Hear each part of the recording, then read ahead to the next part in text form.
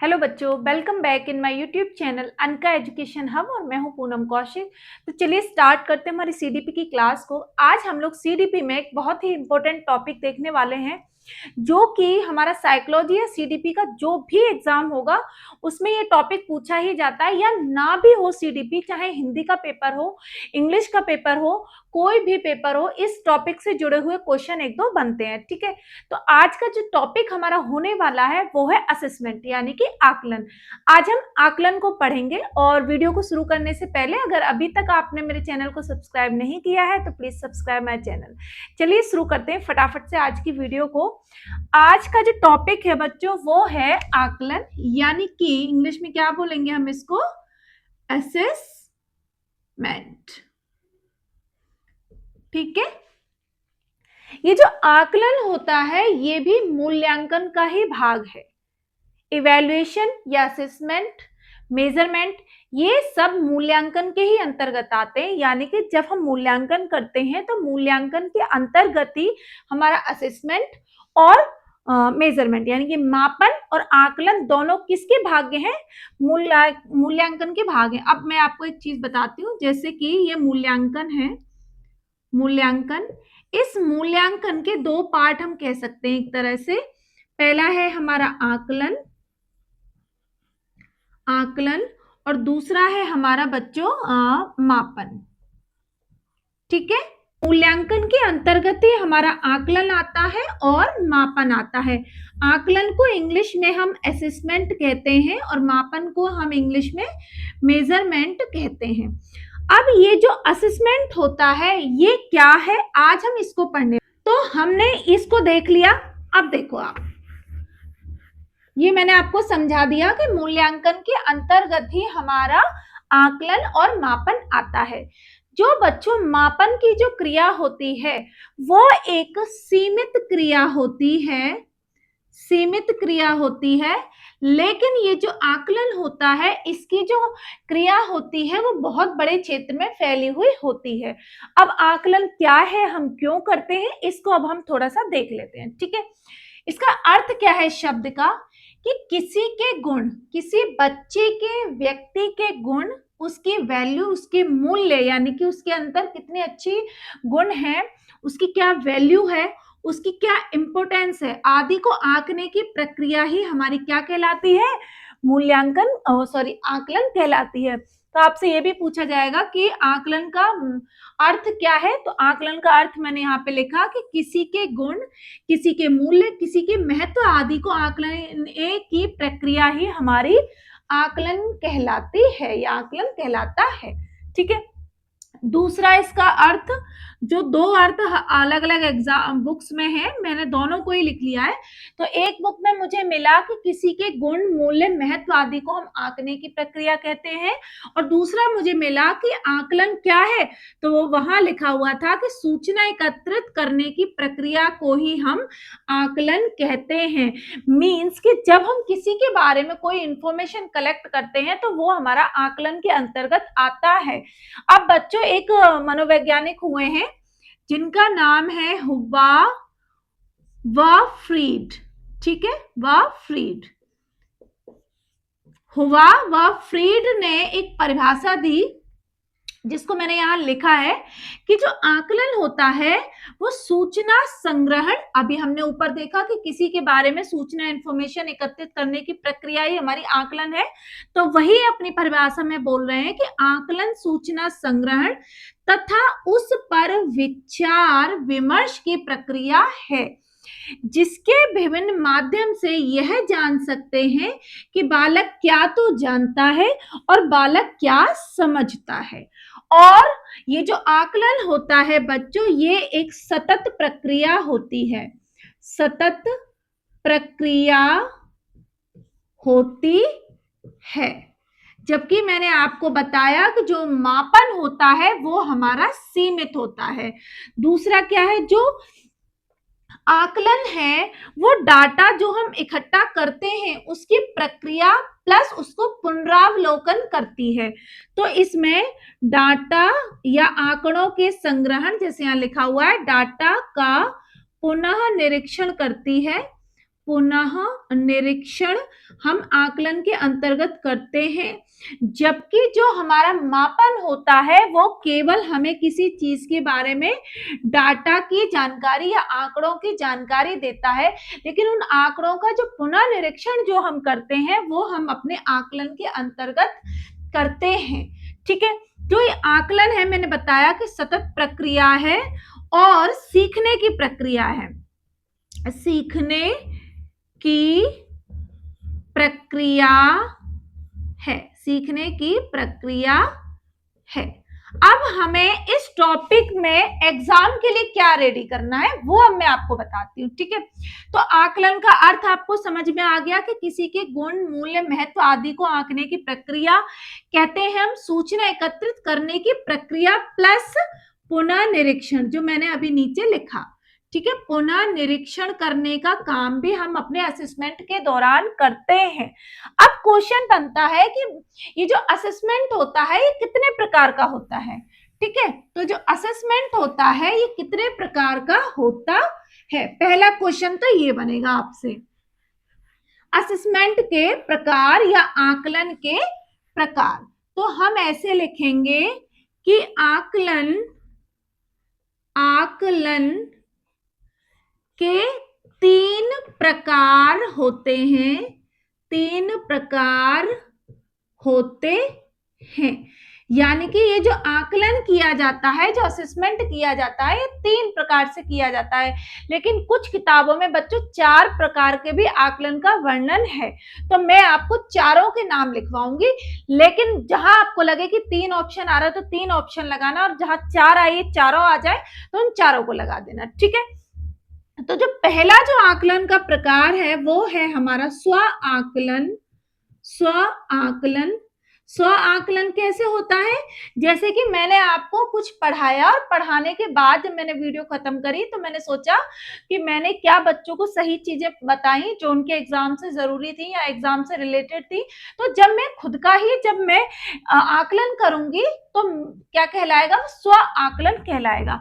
तो यहाँ पे लिख लेंगे स्वयं के द्वारा, स्वयं के द्वारा आकलन। ठीक है बच्चों, ये हो गया स्वयं के द्वारा आकलन। दूसरा क्या है, दूसरा है व्यक्तिगत आकलन। व्यक्तिगत आकलन, व्यक्तिगत आकलन कैसे होता है कि शिक्षक के द्वारा केवल एक ही बच्चे का जब आकलन होता है तो वो व्यक्तिगत आकलन कहलाता है। यानी कि ट्यूशन में अगर कोई बच्चा पर्सनली किसी से पढ़ रहा है या अपने घर पे पढ़ रहा है तो मम्मी या पापा जब उस बच्चे का आकलन कर रहे हैं तो वो क्या हो गया, व्यक्तिगत आकलन कहलाता है। यानी कि इसमें लिख सकते हैं शिक्षक के द्वारा, शिक्षक द्वारा एक छात्र का आकलन, एक छात्र का आकलन, या क्लास में किसी एक बच्चे को जब टीचर ऑब्जर्व करता है तो वो एक बच्चे का आकलन कहलाता है। इसका तीसरा कौन सा प्रकार है, तीसरा है कि सहपाठियों के द्वारा आकलन। सहपाठी द्वारा आकलन, आकलन, जब क्लास में दूसरे बच्चों के द्वारा जो हमारा आकलन होता है वो हमारा सहपाठी आकलन कहलाता है। छात्रों के द्वारा जब आकलन होता है, छात्रों के द्वारा आकलन। ठीक है, यानी कि मेरे फ्रेंड्स अगर मेरा आकलन कर रहे हैं तो वो कैसा आकलन कहलाया, सहपाठी आकलन होता है। कैसे कि मुझे एक क्वेश्चन याद करना है, मुझे याद हो गया, टीचर ने बोला था कि मैं अभी आपसे सुनूंगा, तो मैंने फटाफट से मेरे बगल में जो बच्चा बैठा है मैंने उसको सुनाया कि देखना मुझे याद हुआ कि नहीं हुआ। तो जब वो मुझसे क्वेश्चन सुन रहा है तो वो मेरा सहपाठी आकलन होगा। उसने बताया कि हाँ भाई तुम्हें अच्छे से याद हो गया, अब तुम टीचर को सुना दो। तो ये हो गया हमारा सहपाठी आकलन। चौथा जो प्रकार है बच्चों वो है हमारा शिक्षक द्वारा आकलन। शिक्षक द्वारा आकलन, यानी कि क्लास में जब शिक्षक बच्चों को एक एक बच्चे को पूछते हैं या पूरे क्लास से कॉमन क्वेश्चन पूछा जाता है और जब बच्चे हाथ खड़ा करते हैं तो वो जो हमारा असेसमेंट होता है वो हमारा शिक्षक के द्वारा आकलन होता है। ठीक है, तो पूरे छात्रों या पूरी क्लास में जो आकलन होता है वो हमारा शिक्षक के द्वारा आकलन होता है। अब जो बच्चों जो मैंने स्व आकलन, सहपाठी आकलन और शिक्षक आकलन, ये 3 टाइप मैंने पढ़े हैं, लेकिन चौथा वाला भी जो बुक्स में आजकल देख रही हूँ उसमें ये चौथा वाला लिखा है, इसलिए मैंने इसको यहाँ पे सेकंड नंबर पे लिखा। तो स्व आकलन, व्यक्तिगत आकलन, सहपाठी द्वारा आकलन और शिक्षक के द्वारा आकलन, ये इसके 3 प्रकार हो गए। ठीक है, 3, और मैंने यहाँ पे लिखवा दिया आपको 4। तो जहां 3 या 4 जो भी आपको मिले, मैंने आपको ये चारों के चारों प्रकार इसके आकलन के लिखवा दिए। अब हमें क्या पढ़ना है कि जो आकलन होता है, असेसमेंट, ये कितने भागों में बटा हुआ हो गया। अब हमें पढ़ना है कि ये जो 4 जो हमने आकलन पढ़े हैं प्रकार, इसमें कौन कौन से आकलन आते हैं। ठीक है, तो इन चारों में, यानी कि जो हमारा शिक्षक द्वारा आकलन है, सहपाठी द्वारा आकलन है, या व्यक्तिगत आकलन है, या स्व आकलन है, ये हमारे किस नाम से जाने जाते हैं, अब हम उसको पढ़ेंगे। ठीक है, अब हम क्या पढ़ेंगे, इन आकलनों के नाम पढ़ेंगे। तो जो आकलन होता है बच्चों, उसको हम 2 भागों में बांट सकते हैं। आकलन को हम 2 भागों में बांट सकते हैं।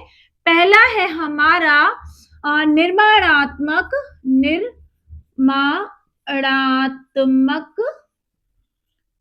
आकलन। इंग्लिश क्या होगी इसकी मुझे कमेंट बॉक्स पे एक बार कमेंट करना। ठीक है, दूसरा होगा हमारा योगात्मक आकलन।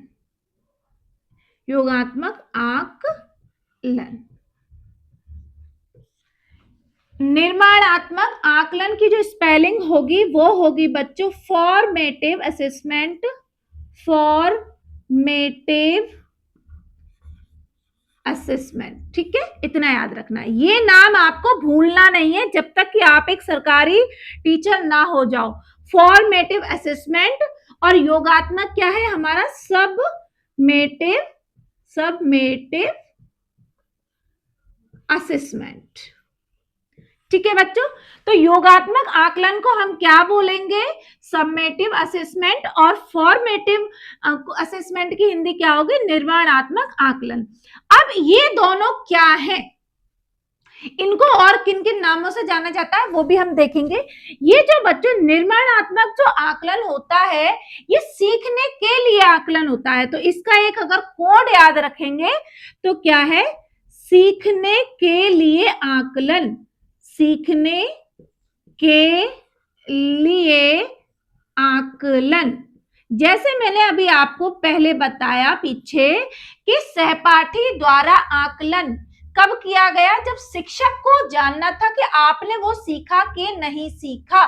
तो जब कोई चीज हमारे सीखने के लिए पूछी जा रही है तो वो हमारा सीखने के लिए आकलन कहलाता है। दूसरी इसकी क्या विशेषता है, ये कक्षा के दौरान पूछा जाएगा, कक्षा के दौरान। ठीक है, कक्षा के दौरान होगा। तीसरा क्या है, शिक्षण के दौरान। शिक्षण के दौरान। चौथा क्या होगा बच्चों, हर 3 महीने में ये रिपीट होते हैं।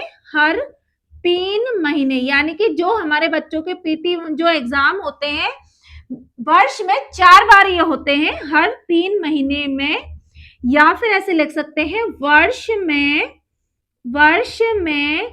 4 बार क्लास में होने वाला आकलन। यानी कि जब क्लास शिक्षण के दौरान, जैसे टीचर आपको ताजमहल पढ़ा रहे हैं या मानो महाराणा प्रताप पढ़ा रहे हैं, तो उन्होंने आपसे पूछा कि कौन कौन बच्चा राजस्थान गया है, राजस्थान की वेशभूषा क्या है, खान पान क्या है, सब चीजें क्या है। तो जब हम शिक्षण के दौरान जब चीजें पूछते हैं एक टीचर के तौर पर बच्चे से, तो वो सारी चीजें हमारी निर्माणात्मक आकलन में आती हैं, यानी कि फॉर्मेटिव असेसमेंट में आती हैं। एक चीज और, जो हमारा ये जो निर्माणात्मक आकलन है, इसका दूसरा नाम है बच्चों रचनात्मक आकलन। रचनात्मक, ठीक है, शिक्षण या शिक्षणात्मक। ठीक है, तो निर्माणात्मक या रचनात्मक, 2 वर्ड तो कॉमन है ही है। तीसरा मैंने बताया शिक्षणात्मक, ये क्या इनाम हो गए इसके फॉर्मेटिव असेसमेंट के। लेकिन अगर आपको ये याद है फॉर्मेटिव असेसमेंट इंग्लिश में, तो आपको कोई भी दिक्कत इसमें नहीं होगी, ठीक है। और क्या याद रखना है कि जो कक्षा के दौरान जो चीजें पूछी जाती है, शिक्षण के दौरान सीखने के लिए जब हम कोई भी टेस्ट लेते हैं, बच्चों से कोई चीज पूछते हैं कि उसने क्या सीखा या क्या नहीं, जैसे देखो मैंने यहाँ लिखा था कि किसी व्यक्ति बच्चे के मूल्य महत्व आदि को आंकने की जो प्रक्रिया होती है वो आकलन है। तो कौन सा आकलन है? उस ड्यूरेशन में जब चलता है तो निर्माणात्मक आकलन ही हमारा होता है, ठीक है। समझ में आ गया अच्छे से? आई होप कि आपको फॉर्मेटिव असेसमेंट में कोई दिक्कत नहीं है, ठीक है। अब है हमारा योगात्मक आकलन। इसका इंग्लिश वर्ड क्या है? Summative assessment. हमेशा याद रखना है। इसकी क्या पहचान है सबमेटिव असेसमेंट की? सबसे पहली पहचान, जैसे कि इसमें था कि सीखने के लिए आकलन, कि बच्चा क्या सीख रहा है। अब इसमें क्या होगा कि सीखने का आकलन, यानी कि बच्चा ने क्या क्या सीख लिया। तो जब सीखने का आकलन, ठीक है बच्चों, एक हो गया हमारा सीखने का आकलन। और दूसरा क्या होगा हमारा? वर्ष के अंत में, वर्ष के अंत में, वर्ष के अंत में, ठीक है, जो फाइनल एग्जाम होगी, या फिर कह सकते हैं वर्ष में 2 बार, वर्ष में 2 बार आपको जो भी मिले, वर्ष के अंत में 1 बार या वर्ष में 2 बार या वर्ष में 4 बार या हर महीने 3 बार, तो अब आपको डिफरेंस पता है, ठीक है। इसमें ये जो हमारा सबमेटिव आकलन होता है, जब हम किसी का रिपोर्ट या ग्रेडिंग सिस्टम करते हैं तो इसमें रिपोर्ट कार्ड मिलता है, ठीक है। फाइनल जो होता है बच्चे का रिपोर्ट कार्ड मिलता है, ग्रेडिंग सिस्टम में होता है, इसमें ग्रेडिंग सिस्टम इसी ड्यूरेशन में होता है, और अंक मिलता है हमें, ठीक है। तो सीखने का और सीखने के लिए ये मेन डिफरेंस है दोनों ही आकलनों में। तो निर्माणात्मक या रचनात्मक आकलन या शिक्षणात्मक आकलन, ये किसके नाम है? फॉर्मेटिव असेसमेंट के। और इसका एक ही नाम है, धनात्मक भी बोल सकते हैं इसको, ठीक है। तो सबमेटिव असेसमेंट आपको याद रखना है, ठीक है। तो सीखने का आकलन हो गया, वर्ष के अंत में हो गया, रिपोर्ट कार्ड या ग्रेडिंग सिस्टम होता है।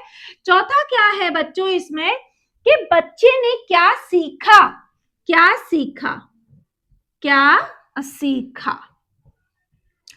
और ये जो हमारा होता है फॉर्मेटिव, इसमें इनमें से कोई काम नहीं होता, यानी कि हम क्या करेंगे कि इसमें कोई ग्रेडिंग नहीं मिलता। क्लास टेस्ट हो रहा है, ओरली टेस्ट हो रहा है, उसमें आपको कोई नंबर नहीं मिलेगा, कुछ नहीं मिलेगा। ये केवल आपको एक फीडबैक के तौर पर काम करता है, फीडबैक के तौर पर ये काम करता है। अगर हमारा ये अच्छा चलेगा तो फाइनल एग्जाम हम अच्छे से ही करेंगे, ठीक है बच्चों। तो आकलन कितने प्रकार का? 4 प्रकार का। स्व आकलन, व्यक्तिगत आकलन, शिक्षक द्वारा आकलन और सहपाठी द्वारा आकलन। वो आकलन किन किन नामों से जाने जाते हैं? तो निर्माणात्मक और योगात्मक आकलन के नाम से जाने जाते हैं, जिनके बारे में हमने अच्छे से यहाँ पढ़ लिया, ठीक है। तो आपको आज की वीडियो कैसी लगी मुझे एक बार कमेंट करके आप जरूर बताना। चलिए मिलते हैं अब हम एक नई क्लास में नए टॉपिक के साथ, तब तक बने रहिए हमारे साथ। Bye bye, Radhe Radhe.